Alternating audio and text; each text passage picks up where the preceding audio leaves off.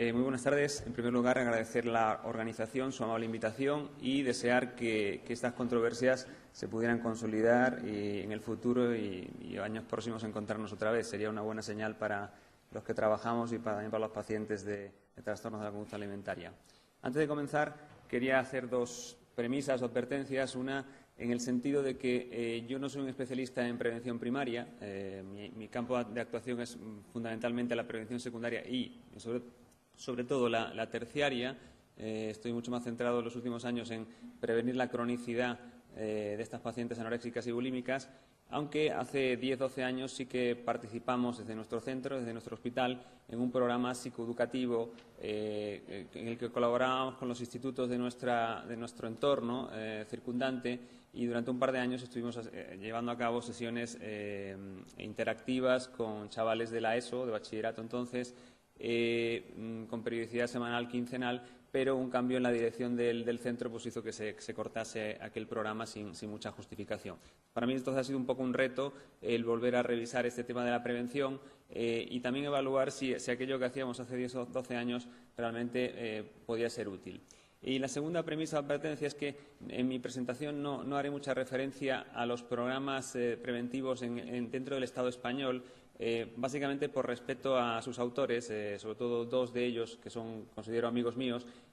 Uno de ellos está moderando la mesa, el profesor Rojo, y el otro sería Pedro Ruiz Lázaro, que desde la Comunidad de Aragón y la Comunidad de Valencia pues han desarrollado unos programas de prevención muy interesantes con unos resultados alentadores, pero que creo que sería preferible que ellos mismos les contaran cómo los han implementado.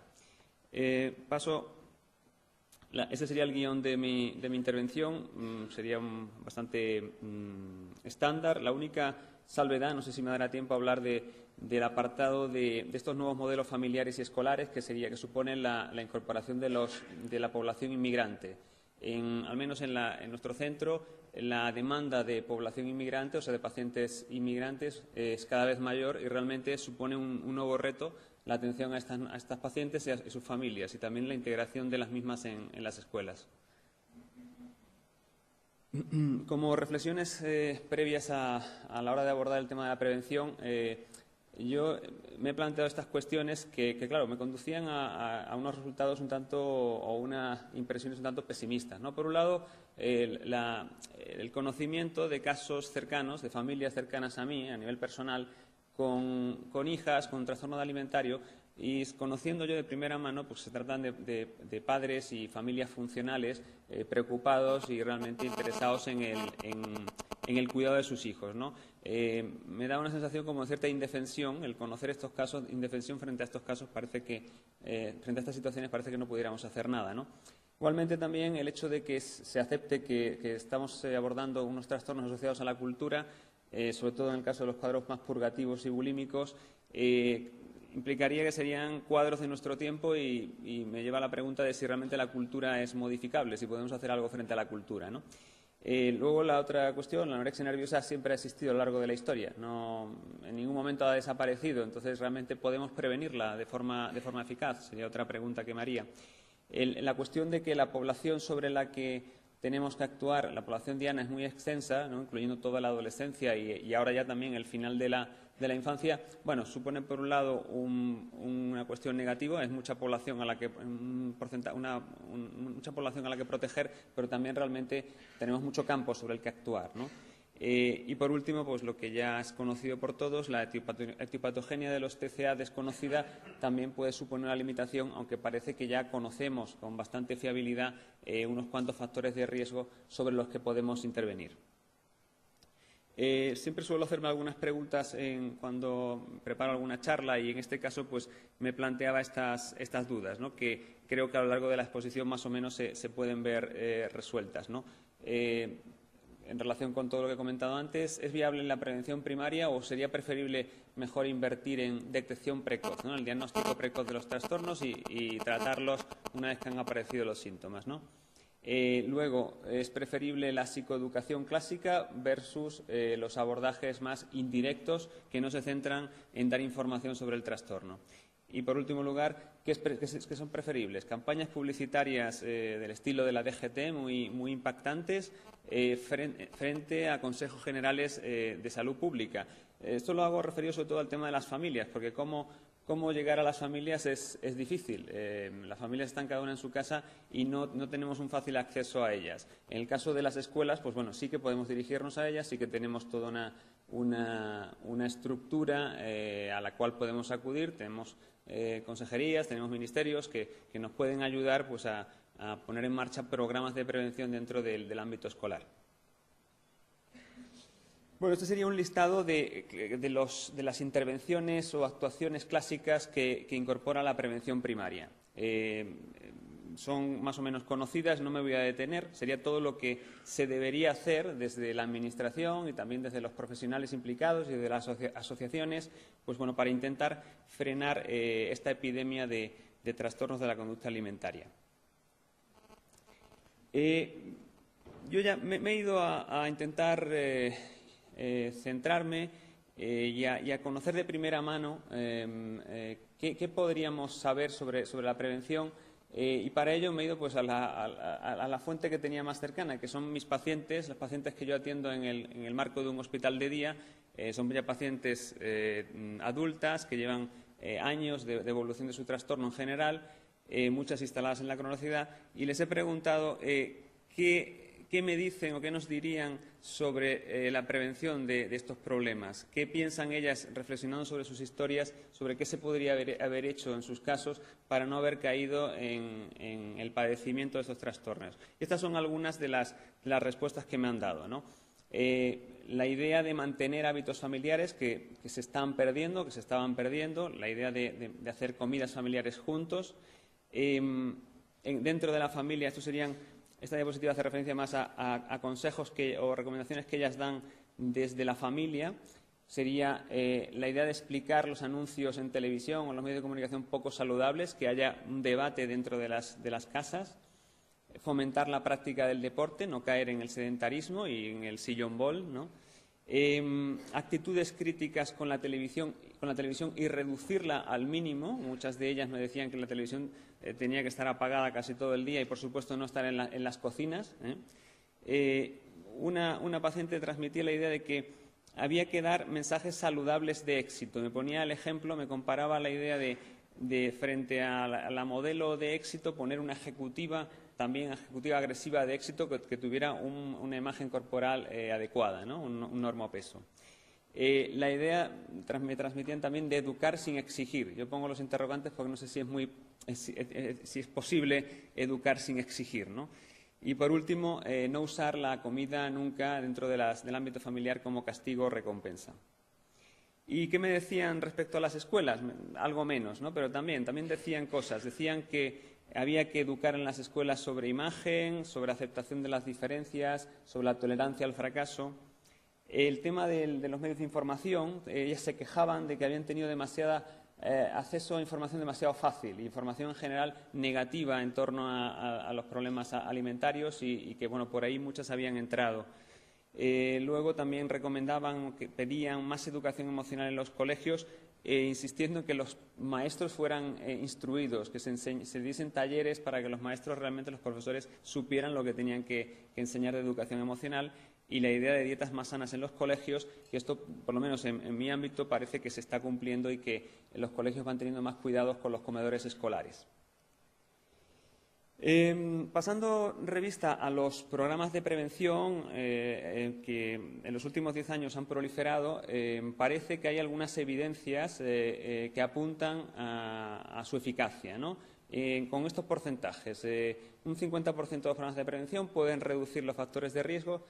Sobre una tercera parte, un 29%, pueden reducir la futura patología alimentaria. Y de los programas que se revisan en un metaanálisis del año 2009, aparecen 2 programas que pueden llegar a reducir el riesgo tanto de TCA como de obesidad, que este es uno de los retos, ¿no? Se puede hacer prevención al mismo tiempo de los trastornos alimentarios y de la obesidad. Y lo que aparece también en estas revisiones es que los programas puramente informativos o educativos, unidireccionales, parece que fracasan.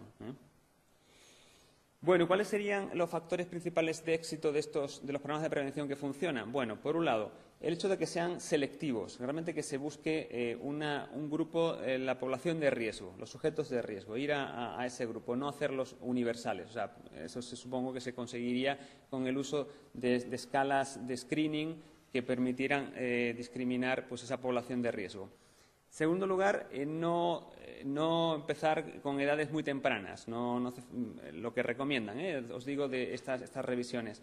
No empezar con los 10, 12 años, sino a partir de los 14, 15 años. Lo que antes podía ser el bachillerato, que ahora sería tercero de eso, empezar ahí. Parece que las intervenciones con edades más precoces no tuviesen los mismos resultados. Que los contenidos de estos programas sean interactivos, que sean de participación activa de los chicos, de las chicas, que estén focalizados fundamentalmente. El ítem principal sobre el que tienen que ir centrados es la aceptación corporal. El tema de la insatisfacción corporal parece clave como posible minimizador de riesgo de padecer un trastorno alimentario. Y aquí el punto que choca sobre todo ahora con la situación económica que tenemos es que parece que es preferible que estos programas fuesen llevados a cabo por profesionales entrenados, no por los profesores o por los monitores de comedor, gente no especialista. Supongo que esto es difícil de poner en práctica. Bueno, entre los programas de prevención que aparecen reflejados en la literatura con unos resultados así muy interesantes, está este Body Project, que sobre todo se basa en una intervención desde la psicología social y con elementos cognitivos, básicamente la discusión o la disonancia frente al modelo, a la internalización del modelo, el patrón delgado, como si el patrón delgado de éxito, con muy poquitas sesiones y con unos resultados que incluso preventivo de la aparición de obesidad, tanto de TCA como de obesidad. Y este proyecto, este programa está replicado en varios estudios. Luego hay una adaptación del anterior, el Sorority Body Match Program, que solo se utilizan 2 sesiones. Esta era una cosa que yo me planteaba cuando nosotros hacíamos prevención hace 10 o 12 años. Únicamente llevamos a cabo una sesión con los alumnos que, visto desde hoy, yo creo que se me antoja insuficiente. Pero bueno, este programa realmente en 2 sesiones presenta unos muy buenos resultados. Luego hay un programa de peso saludable en el que se intenta recomendar el llegar a un peso normal a través de cambios lentos y graduales. Se utilizan como cosa novedosa entrevistas motivacionales con los alumnos y también compromisos públicos de cambio, que esto parece que tiene mucha fuerza. Cuando dentro del grupo se les obliga o se les anima a comprometerse con algún objetivo, parece que los resultados son mejores. Y luego hay otra serie de programas también con buenos resultados, de más sesiones en la intervención, que alguno utiliza soporte informático. Bueno, recomendaciones de prevención desde la escuela. Bueno, algunas ideas generales serían que la escuela pues, debe fomentar la educación para la salud, que la incidencia que puede tener será siempre transversal, que lo que os decía de educar sin exigir, es difícil este equilibrio entre la exigencia y el respeto a las cualidades individuales de los alumnos. Importantísima el papel de monitores de comedor y de los tutores también, por supuesto, pero más quizás los monitores de comedor, que a veces no están bien formados en la detección precoz de alteraciones alimentarias en el comedor escolar. Y un tema que, bueno, está de moda o lleva de moda años, que es el bullying, el acoso escolar. Pues hay que intentar desde las escuelas combatir activamente el menosprecio o la discriminación entre alumnos, aunque realmente es muy complicado. Estos fenómenos son como el Guadiana, aparecen y desaparecen y son muy difíciles de detectar y de poder intervenir. También recomendaciones desde la escuela, la supervisión por dietistas especializados de la alimentación en el comedor escolar, que esto lo van haciendo cada vez más colegios. El intentar hacer conscientes los mensajes culturales, con discusión crítica. Hay muchos espacios de tutorías implementados ya en la ESO, aunque las mismas pacientes que os decía anteriormente me decían que estas tutorías no servían para nada, que allí realmente no se hablaban de los temas que les interesaban, sino que al final era un tiempo, un espacio perdido. Yo creo que esto es algo que los consejos escolares y los claustros de profesores pueden mejorar. Por supuesto, la colaboración escuela con sistema sanitario y que los programas que se pongan en marcha, de estos que están demostrados, de los que se están implementando en Valencia o en Aragón, se tienen que mantener. Tiene que haber una constancia en el mantenimiento de estos programas, tienen que estar adecuados a los grupos de edad y se pueden utilizar películas, series, estudio crítico de anuncios también, etc. Bueno, solo así como título informativo, en el Gobierno vasco, pues como materia optativa, que este es un tema pues claro, que hace que se quede a medias la intervención, proponía pues una serie de talleres de alimentación. No sé en la actualidad si estos talleres se siguen implementando, si están puestos en marcha y continúan, ¿eh? Había talleres más enfocados a primaria y talleres enfocados a la ESO. ¿Qué situaciones escolares son de riesgo elevado para padecer un TCA? Bueno, tendríamos el tema del acoso escolar, los cambios de instituto, evidentemente también es una situación de estrés para el alumno, las situaciones de aislamiento o rechazo y la cuestión de aparición de problemas de TCA en el aula. Cuando hay alguna amiga, cuando hay alguna compañera de clase, existe la posibilidad teórica del denominado contagio social de estos trastornos, y esto lo conocemos todo. No me voy a parar en este tema, pero bueno, sabéis, en realidad los TCAs, la anorexia y la bulimia tienen unas connotaciones diferentes al resto de trastornos psiquiátricos, porque no podéis encontrar ningún otro cuadro seguramente que tenga defensores de su causa, y tiene una relevancia social hoy día, pues que bueno, que hace que estos mecanismos de contagio, entre comillas, no contagio epidémico como el de la gripe, pero que se pueden dar. Desde la familia, bueno, a título como preámbulo, algunos factores que están relacionados con los problemas alimentarios, cambios demográficos que han llevado a la reducción en el número, en el tamaño de las familias nucleares y la desaparición, entre comillas, de la familia extensa. Los abuelos o los tíos están muy lejos o no están. Se han alargado los horarios laborales, los padres están menos en casa, no reciben a los hijos, la mujer se ha incorporado al mundo laboral. Bueno, son estas situaciones que todos conocemos, pero que seguramente tienen algo que ver con este incremento en las cifras de prevalencia de los trastornos alimentarios. Y la pregunta también sería cómo hacer llegar estos mensajes a las familias, ¿no? A través de estos programas de prevención, a través de televisión, de Internet. Bueno, sí que se es conocido que no hay un único modelo de familia asociada a los trastornos alimentarios, que tiempo atrás se discutía sobre si la familia anoréxica de la paciente anoréxica era de una forma o de otra. Hoy día se considera que es un grupo heterogéneo de familias con una serie de factores de riesgo y de dificultades familiares que habría que intentar afrontar.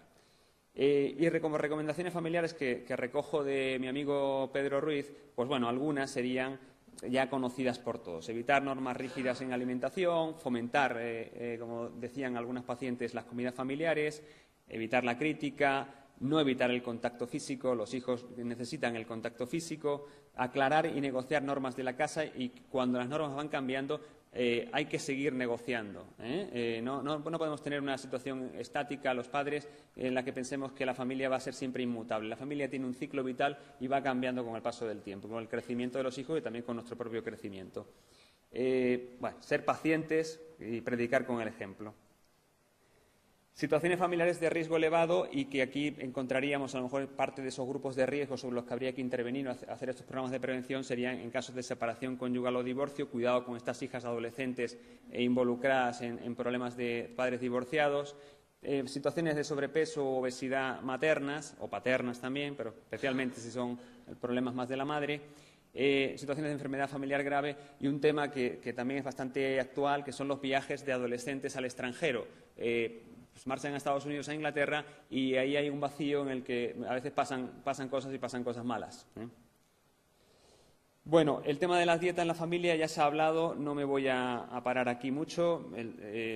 Las familias debieran huir de esto, de incorporar la dieta como un estilo de vida, pero ocurre que muchas madres pues, son las primeras que cada lunes comienzan una nueva dieta, ¿no?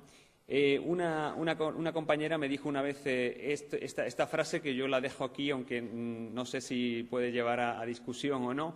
decía, detrás de una chica que no sabe o no quiere comer, siempre hay una madre o un padre que no sabe o no le gusta cocinar. Supongo que tiene que ver con la idea esta de los padres modernos, que no estamos en casa y que no sabemos cocinar, o que no estamos casi nunca en la cocina y que tendemos mucho a las comidas precocinadas o a platos preparados. Bueno, y respecto al tema de la inmigración, muy brevemente, ya os digo, esta cuestión está relacionada tangencialmente, pero bueno, es algo que estamos viviendo muchísimo en los últimos años y simplemente, bueno, algunos factores de riesgo que para desarrollar un TCA en la inmigración podrían ser estos, ¿no?